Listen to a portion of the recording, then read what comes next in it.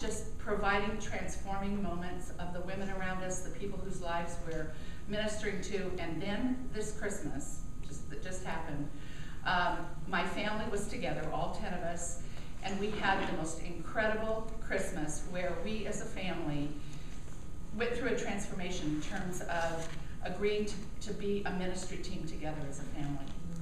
And as a mom, I mean, I can't tell you, I have no greater gift that God could give me than that. And I want to show you what's underneath this picture. You see, it's a Christmas tree. Aww. With butterflies. Aww. And I did this a year ago. So God is giving us the things that he promises us if we'll just say yes. That's my story.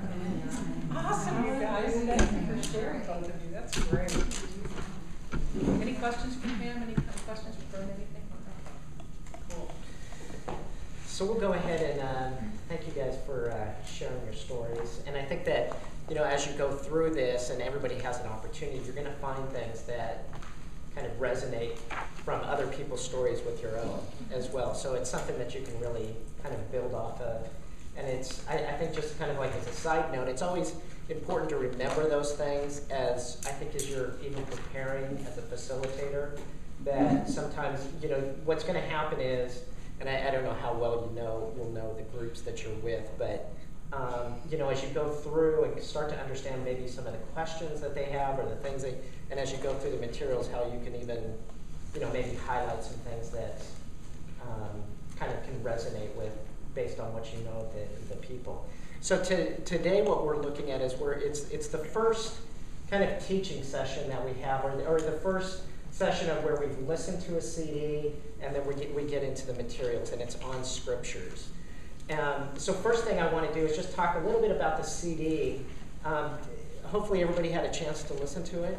Anything that kind of stood out from the CD as you listened to it, any points that Andy Stanley had made that maybe it's something that you hadn't thought about before?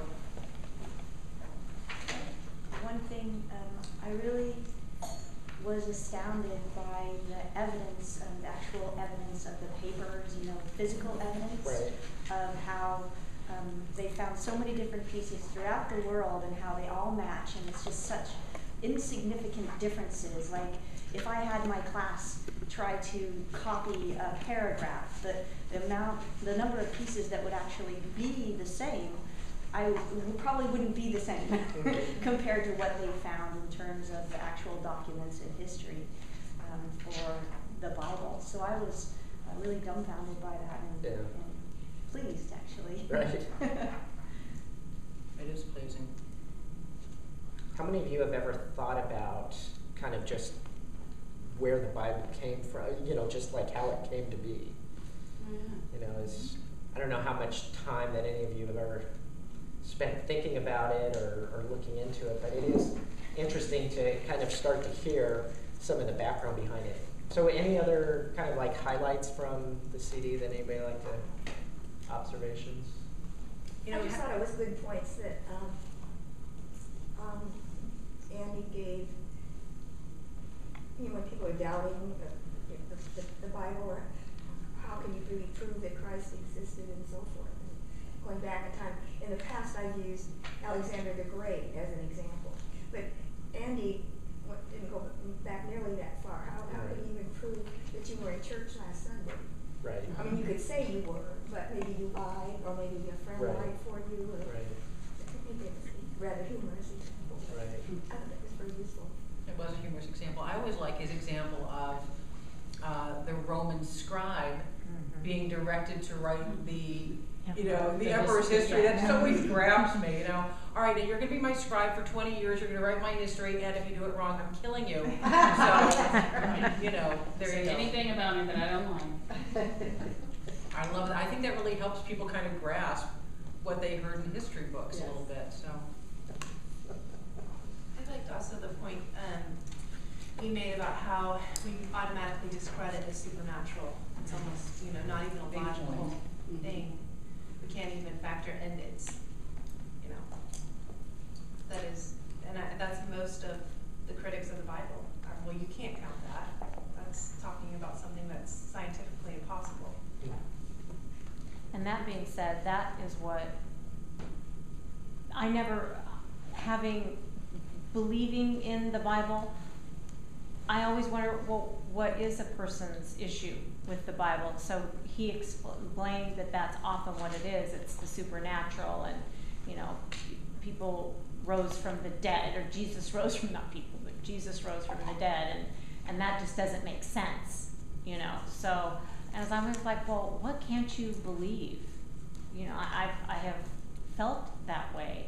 I haven't verbalized it, but now I understand better why someone might say, I just can't get into that. Well, I have somebody in my life right now who, has a problem with Old Testament. It's, New Testament, the 4 Gospels, fact, can believe it. But Old Testament, it's, I just sit there and I go, well, I don't know. He thinks it's a bunch of, that it's metaphor.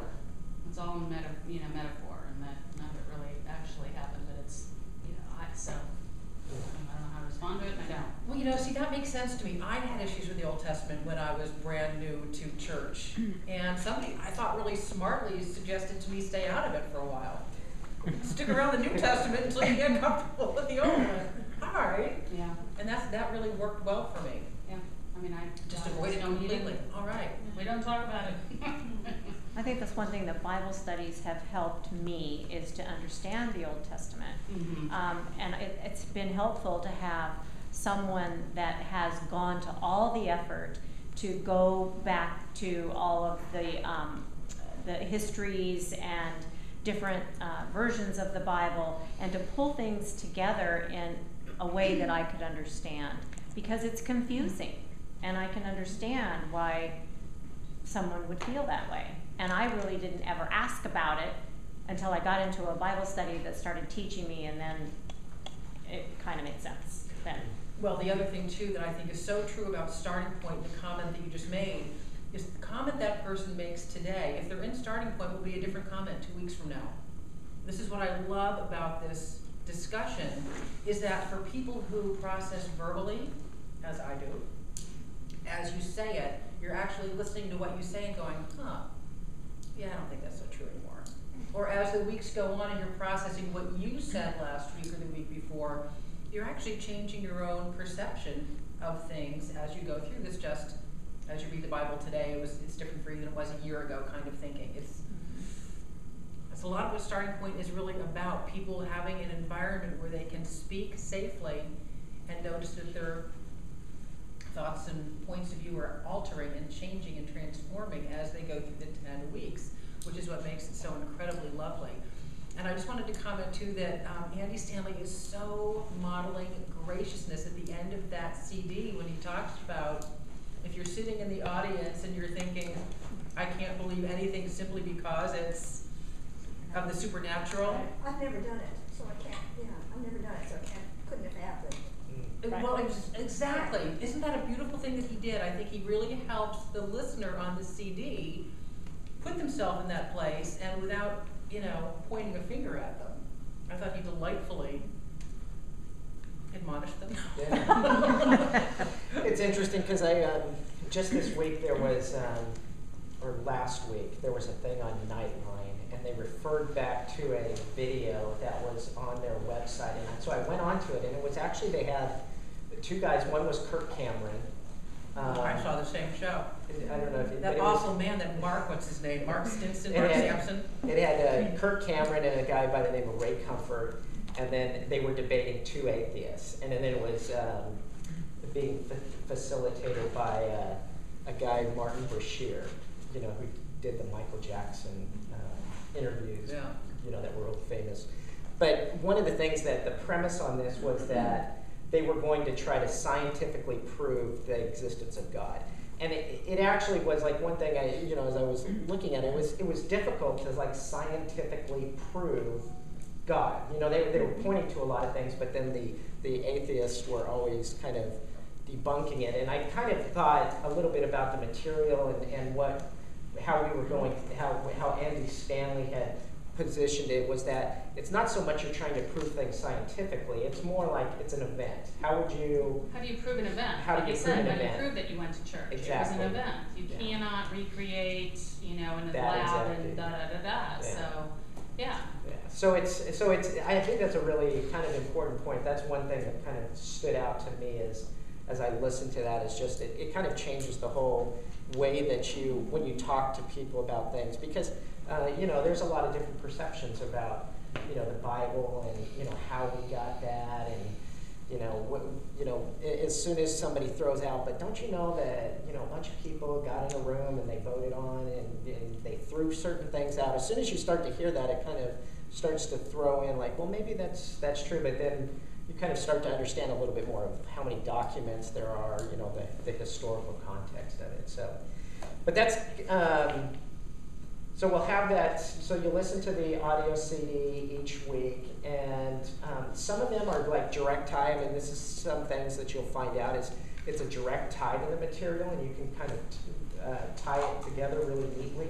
And then in other cases, it's on the theme, but it doesn't necessarily, it's a little bit more difficult to tie together. So what we'll try to do is, as we meet each of these weeks, is at least have a beginning time where we just talk a little bit about just the CD and kind of some of the points that come out from the CD. So now what I want you to do is, if you have the conversation guide, you can open up to the section, so it's chapter 2 on Scripture. And how we're going to do this during this time is, what I'll do is I'm going to talk about some of the just the pages, and we'll just read. Maybe I'll ask you to read just a few sentences or a phrase or a paragraph, have a little quick discussion about it, and then we have very specific questions that maybe you've already gone through and responded to, and then Maggie will kind of go through those and ask those specifically. So we're kind of going to be going back and forth as we go through the material. So the first section, and all of these, what you're going to find as you go through the material, they're all set up. It's the same structure every lesson. So, it always starts off with this story unfolds. So it's a little bit of kind of like introducing the premise of the chapter. And one of the sentences that I want to highlight is there in chapter 20. It's in bold and italicized, page 20. And it says, the Bible is the primary reference point for the beliefs of Christianity. So that's a statement there. It's not necessarily a question, but what kind of jumps out about that for you? When I say that the Bible is the primary reference point for the beliefs of Christianity, what does that mean to you? Anyone? Well, to me, it's documentation. I'm a person who's into documentation. Right. But it isn't just a story that maybe Maggie tells me, and then I hear something else from someone else, and it's going to be different probably if we all had a story to tell. But the documentation is something that you can prove it doesn't change. It may not be correct, but you won't see a different book every time. Yep. Right. What jumped out at me was the word primary. When I was teaching second grade and social studies, we had to learn the difference between primary sources and secondary sources. And a primary source is someone that face-to-face saw something happen, whereas a secondary source is something that's passed down, and they didn't see it themselves. Wow. So the Bible is a primary source because it's from people who actually saw. That's a great distinction I've never heard before. Love that. Well, the word reference really stuck out for me, and I was just thinking, if you had a reference guide, it's something that you're going to be going back to over and over. Right. So if you're saying that, it's, no matter what I'm running into, if it's a good situation, it's a bad situation, someone I need to pray for, it's a reference guide, I'm going to keep going back to the Bible each time. Right. So it's a word that just stuck out for me. Right. And we're going to talk a little bit more about this, but think of how many ways that God can communicate of who God is. I mean, if we were able to say, God, tell us your story, you know, what are the ways that he could do that?